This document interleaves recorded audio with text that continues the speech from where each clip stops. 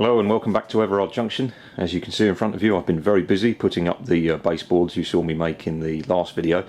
I've also made various extension pieces and numerous other bits that I'll go into in greater detail. And I'm very happy with how things are coming on. It's starting to look like a railway, it's starting to look really good, but there is still a long way to go. This is going to be a relatively quick update video just to show you where I am, and part 2 of the build series will be starting in the next couple of weeks. So I'll take you through the various bits that I've done in detail, but obviously you can see the basic baseboards have been erected and the layout is effectively installed. It now goes around the whole of the room. Much of the construction is somewhat repetitive and would have duplicated a lot of the footage in the first video, so I took the decision not to film erecting the remaining baseboards, choosing rather to just get them installed so we can move on to the next step, which will most likely be installing the back scenes. Okay, so the first thing I've done is I have completed the rest of the insulation. There was still a fair bit to do, mostly sealing of joints and stuff, but that is all now finished, and the difference up here is phenomenal. As I said in the first video, the temperature is beautifully stable, it's extremely pleasant. Most times I'm up here with a t-shirt on, even though we're now into November. So now everything up here is bright, airy, and most importantly pleasant from a temperature point of view. I've been able to make quite a lot of progress with installing the rest of the baseboards.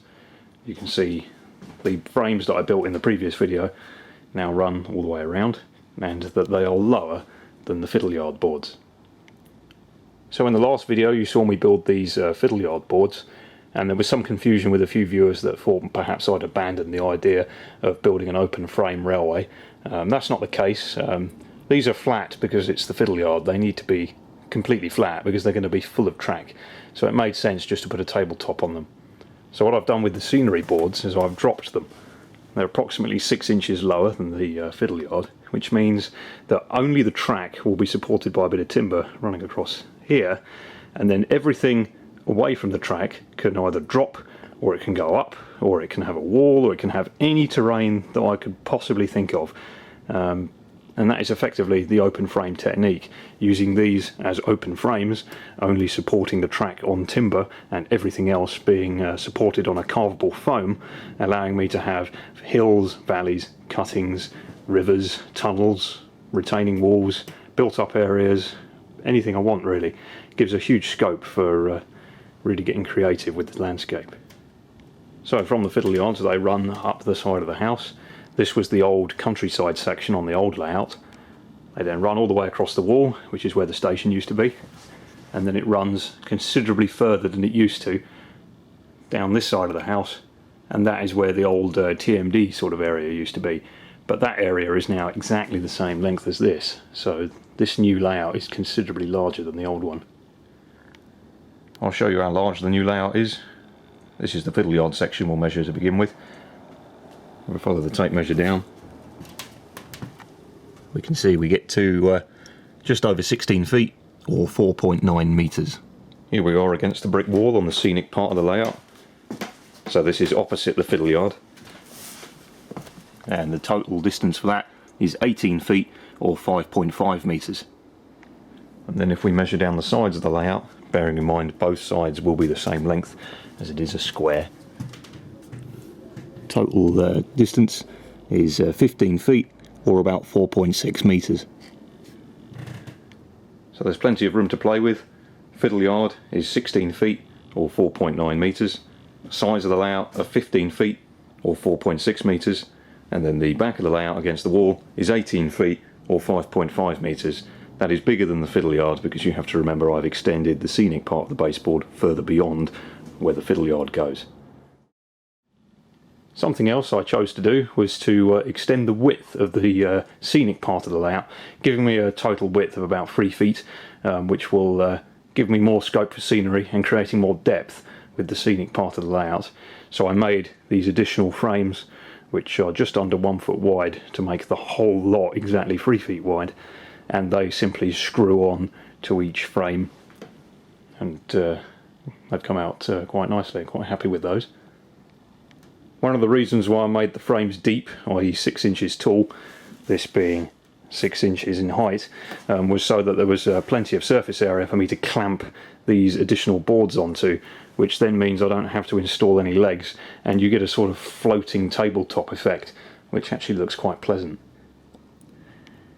As said in the previous video, I've also made some feet for the adjustable feet, so there's just a little bit more surface area for the tables to sit on. Just a simple piece of plate with a nut welded onto it, and again sprayed the same colour as the adjuster. And so far, working very well, very effective, and just with a simple bit of turning of a spanner, I can move the tables up and down. Now there's all this timber, both in the baseboards and in the floor, also the workbench. There's a lot of wiring going on. We've got the lights themselves. There are quite a few flammable materials up here, and there is a risk for fire, as I have a number of fluorescent lights installed up here, and all it takes is the circuitry in one of these to go faulty and you have the potential for a fire. Now everything up here is nice and dry, and a lot of it's made of wood, so it's going to burn very nicely. So just in case, I have taken a precaution. So I've gone and purchased 2 fire extinguishers, a foam and a CO2 to deal with the most likely types of fire that could result up here. I got these from the fire protection shop, and they weren't very expensive, less than £100 for the pair. And for what they could potentially save you, that's no money at all, really. I'd thoroughly recommend you do it, because you can't predict the future. Anything could happen, and really I should have had some form of fire prevention equipment up here years ago. But it's only now that I've done this big refresh of the layout that it's made me think perhaps I should actually have something up here. This is the last surviving piece of the original Everard Junction. This is the part of the Fiddle Yard, I believe, on the left hand side of the layout. I may be mistaken. And I've turned it into a simple workbench. Something that always happens to me, and I've noticed always happens to other people, is when you build a layout, when it's under construction, you have a great deal of table space all around you, and as you work your way along with the scenery, you tend to sort of put all of your scenery and materials and glues and tools and whatever else you might have, and it slowly gets bumped along the layout as you progress with the scenery. Problem is, when you get to the end, there's nowhere to put your stuff. So I've actually taken a step and built myself just a basic workbench out of a few scraps. And I'm sure it will prove extremely useful, as I now have somewhere to keep all of those odds and ends and tools and all of the small little bits and pieces that are likely to go missing. It's nothing fancy, but it does the job. So I've got all these little storage bins to keep all those little odds and sods that might go missing, things like dummy point motors, signals, people, vending machines, waste bins, speed limit restriction signs, all sorts of little bits and pieces have gone in there, and I now know where they all are.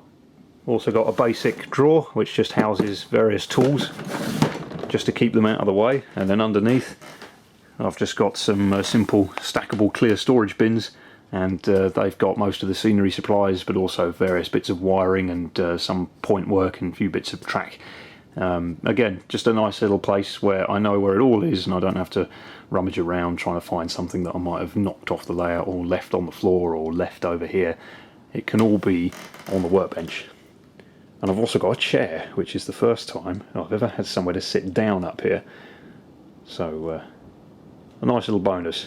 Took some valuable time out of building the layout, but I think it's important, because 6 months down the line I'll be cursing myself for not having somewhere to put all my stuff.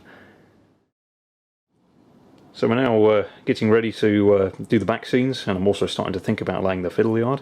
You can see we've got some cork over here that I've just put out to flatten.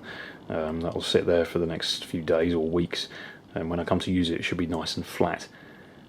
Also started grouping the track together and starting to think about what the plan for the Fiddle Yard will be, and hopefully I can make the use of the space.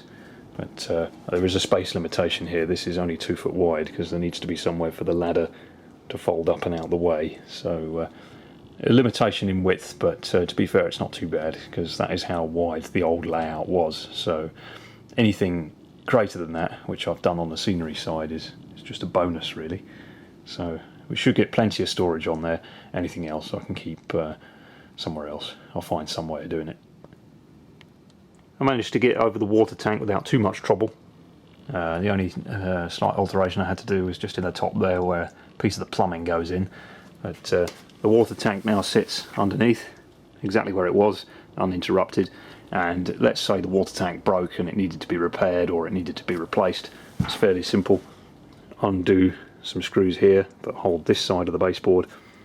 Undo a few hidden screws that are underneath that you can get to if you pull that box out, and then the whole thing just lifts out and comes away. And that is applicable to any other board. They're all held together with screws in obvious locations, and every single one is the same. So if any of them need to come apart or the whole lot needs to come out, it's just a case of undoing a few screws and it'll all come out. Now granted, it's not super portable. I'm not going to be able to take this apart in a couple of minutes and get it in a van the same day, but if a situation was to arise where the layout needed to move, it can or at least be taken apart. It may just take a little while. There's also been a lot of work with just clearing the place up, really. A huge amount of effort has gone on in the background to actually make this place clear, and there is a lovely amount of room now, and I can just walk about, not worry about crashing into anything, apart from the beams obviously that hold the roof of the house up. Do have to watch out for those, but it's nice and pleasant, nice and airy. I mean, there is still some junk up here, but as things progress I'll gradually get sorted through it all. But compared to how this was 12 months ago, it's like a completely different building. So very pleased with how it's progressed and how things have come on, but obviously it does take an extremely long time and a lot of effort goes on to do all of this. So I hope you appreciate that.